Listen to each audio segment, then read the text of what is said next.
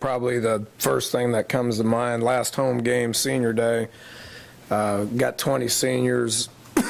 Interesting class, really. We got of the 20 seniors, 10 of them are high school guys, and 10 of them are transfers, which, over the course of the last 4 years, as all you guys are aware of, that's kind of been our thing, as we get a bunch of good high school kids in here and develop them, over the course of 4 or 5 years, and then add a bunch of transfers to it as well, whether they're 4-year guys or grad transfers or junior college transfers.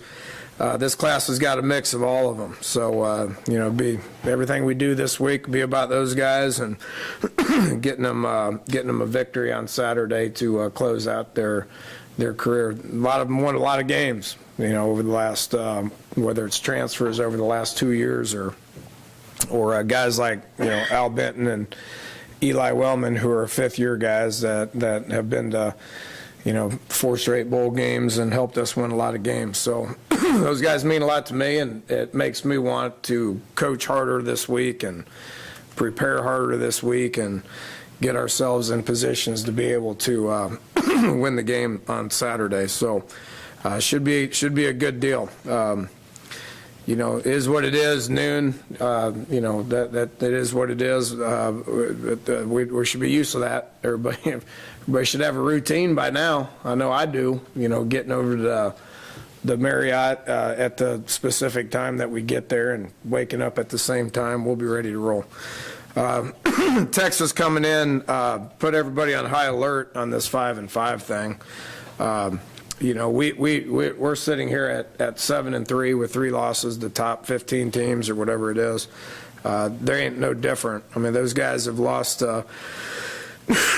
close games to the likes of Southern Cal and Oklahoma State, and TCU. Last time I checked, those guys were all in the top 15 too, right? So they've done pretty much what we've done. They've beat teams and then they've lost some close games to really good football teams. So they got new stuff going on. We know they got a new coach and, changing some things up with schemes and coaches and culture and all that good stuff. But the thing that looks the same to me, and I've competed against Texas, coached against them for the better part of about 15 years now, is they always have the best players, period.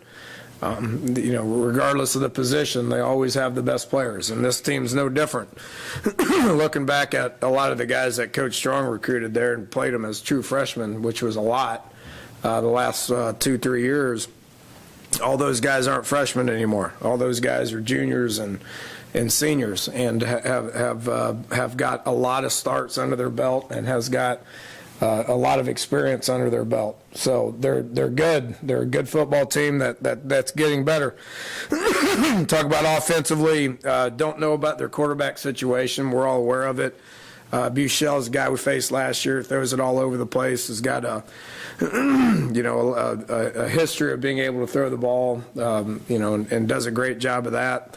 Ellinger's the young kid, that bigger guy that they run a lot, and was very, very, very effective. So it's kind of a little different situation than last year, or last week, where regardless of what quarterback was going to be out there, is going to be about the same thing. These guys are both capable of hurting you in their own kind of way.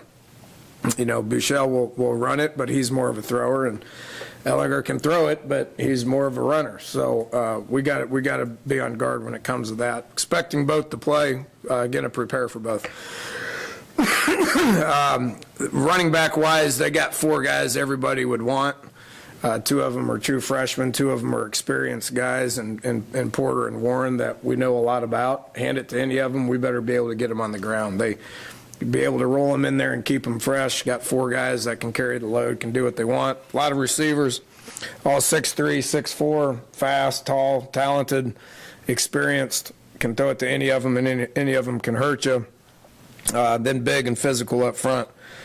So they're getting better. They're getting better, and it's going to be a huge challenge for our defense. Their defense, probably the best defense we've faced all year. Got just a whole bunch of talent. all guys that we've faced in the past, a couple of new guys, but they're not just rolling a whole bunch of freshmen out there because they got a new coaching staff. They got a lot of experience. I'm looking at, probably somewhere in the neighborhood of about 15 juniors, about 5 seniors on this 2 deep. They're experienced. All the guys that we've faced, and they're getting better. Well coached. Todd Orlando does a great job. He's an old Northeast guy. Grew up here in Pittsburgh, and really familiar with him and what he's accomplished as a defensive coordinator. Does a great job, and their scheme's challenging. They play a lot. They're very, very, very multiple. They can do a lot of different things in the secondary. They can hit you with a ton of different blitzes, and they can play about 25 different people as well.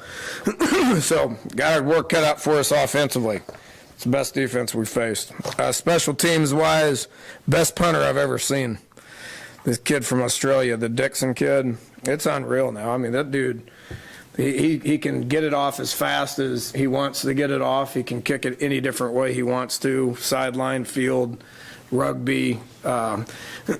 Gets upwards of about 5 seconds hang time, which is unheard of. Dude needs to go pro right now. He's just a junior, but he needs to hurry up and get his degree and go pro. He's that good. And then going into this, looking at all the crossover tape when watching all the special team stuff over the last 10 weeks, every time I was watching our opponent, I was noticing Texas showing up. So they do a great job with their special teams. And anytime you have those kind of specialists coupled with a 2 deep situation with a lot of players, you're going to be pretty good at it. Their coverage unit's spectacular. I mentioned the punt team. I mean, he's averaging 50 yards a punt, and their net's about 46. That leads the country. And then they got fast guys that are running down the field, so it's tough. Their kickoff's the same thing. I mean, they do a great job putting the ball in the end zone when teams do happen to come out with it. Got a whole bunch of 4-2 guys running down there stopping the ball. And then the return units are good. Do a great job of holding up on their punt team and their kickoff return team. A lot of talent and guys back there that can do something with the ball once you get it. So I think you guys can tell from my tone, so to speak, that this will be a challenging game and a challenging week, and thrilled about it. Thrilled about it. Should be a great way to close the season out, and hopefully get our seniors a win that they'll remember for a long time.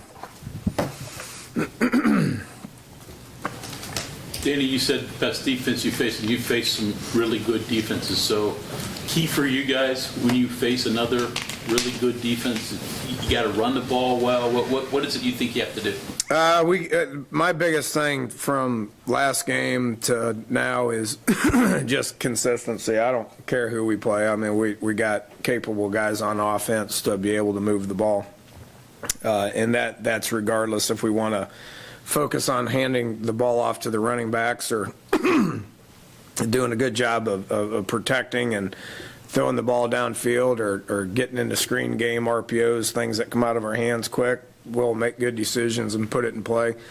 We can do that against anybody. We've played good teams, as you've mentioned. We've played good defenses, as you've mentioned, and we've been successful.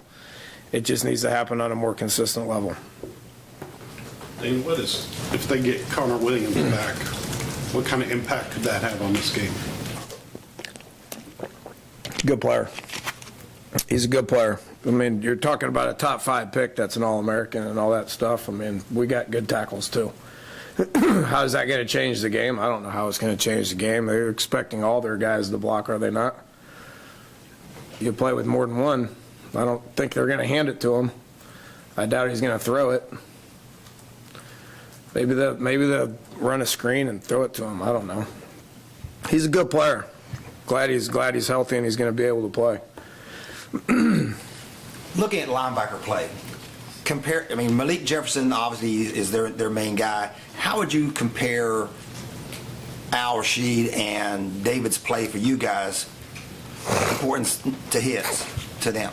Very comparable. They're 5 inches shorter.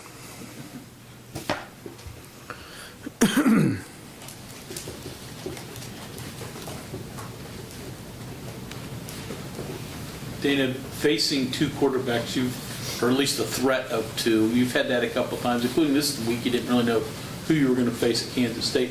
Does that make things difficult in the scout? Quarterback-wise? Yeah. Yeah, it does, Coach. I mean, just, and we talked about this last week with Kansas State. I didn't view it as a huge problem. I mean, there's anxiety when you don't know. For coaches, trust me, there's anxiety with coaches for a lot of different reasons. But when it really doesn't change them too much, it's hard. When it changes play calls, that makes it more difficult. I mean, we got a couple of days of practice, right? and you're pretty limited with your time. I mean, I don't know how many reps you guys think we can go out there and practice for, but it's not nearly as much as we want as coaches. It's not nearly as much as we used to have in the past. There's player time involved here. We only get them for about 2 hours a day, so it makes it hard because you just don't have as much time. I mean, preparing for one team a week is about what we do. When they have multiple coaches with multiple schemes, it makes it a little bit more challenging. Dan, you've been around the Big 12 for a long time. Why do you think the culture developed into a passing culture in this conference more so than other conferences? Is it the Wild West attitude maybe of schools, or? Yeah, started. I guess it probably started with Leach, did it not? I mean, a long time ago, 2000. I was a part of that. That was kind of the first. He was at Oklahoma in '99. Started throwing it around a good bit, and that's kind of where it started. And he had success, had a lot of success. Filled that stadium for about 8-9 years straight. Won a lot of ball games. Coaches moved on, like myself, and got jobs at other Big 12 universities. So they just kept doing it, kept recycling them. I mean, if you look at it, Tech's still doing it, and TCU's got one of those guys, and Oklahoma State had one of those guys. Oklahoma's got one of those guys. I mean, it's just that's where they're all at, And the other part of that is the Texas high school situation when it comes to athletic periods, developing players, a lot of good football players, a lot of great football programs. That they get those kids year-round. And 7-on-7 is huge. So, all these quarterbacks are, when they're in 6th grade, they're out there doing 7-on-7. And so it's year-round. There are not many of them that are doing more than one sport. So year-round, these guys are out there throwing and catching, and their skill level is just off the charts. So that's the lifeblood. Texas high school football is kind of the lifeblood of the Big 12. So all those guys are going, and they're capable. Like Buechele was one of those guys that had an unbelievable high school football career that, been slinging it around since he was 2. And skill level is off the charts. Look at all these receivers they got, from all these 6'3", 210-pound guys that can run, and they're skilled and they can catch. And so there you have it. You mentioned their punter. Obviously, you faced a couple of Australian kids this year. Tech kid, Virginia Tech had one. Have you been tempted to look over there at all? Yep. Billy had a good week. Oh, He did. I mean, our net wasn't great, but coverage has got to help him out a little bit more. I mean, I thought Billy placed it where we wanted him to for the most part. So it's good to see him kind of get back on track a little bit. But, yeah, it's been a little tempting. Two pretty good third down defenses. What changes or what approach goes into being good offensively and being good defensively on third down?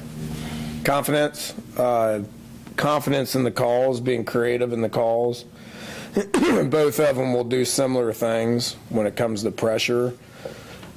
Having secondary guys that can hold up is important. We've had some pretty good secondary play around here.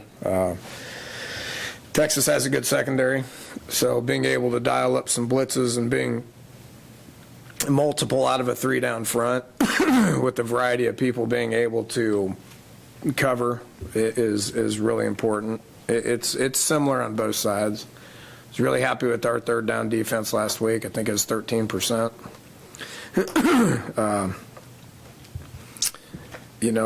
They're I have it in front of me right here, but they're good. They're 27%, new as high. Just having the confidence to make those calls is big. I see 2 DCs that have confidence in making those calls right now. So creativity, I'm assuming that extends to offense too. Are there packages for not 2-point plays, but you have plays? Yeah, I thought we were talking about defense. Offense too. Offense too. 3rd down offense. Ours was terrible last week. They hit about the same as us. We're both at about 38, 39%, I believe, which is bottom half. It's the same thing. I mean, you got to be able to execute in tight spaces. If people are going to heat you up, then you got to be able to body people and make catches. I think Gary's been fantastic with that. Need a few more guys to be able to do that. They know we're going to Gary on 3rd and 4. And he's made some big catches, but we need other guys that need to be options as well.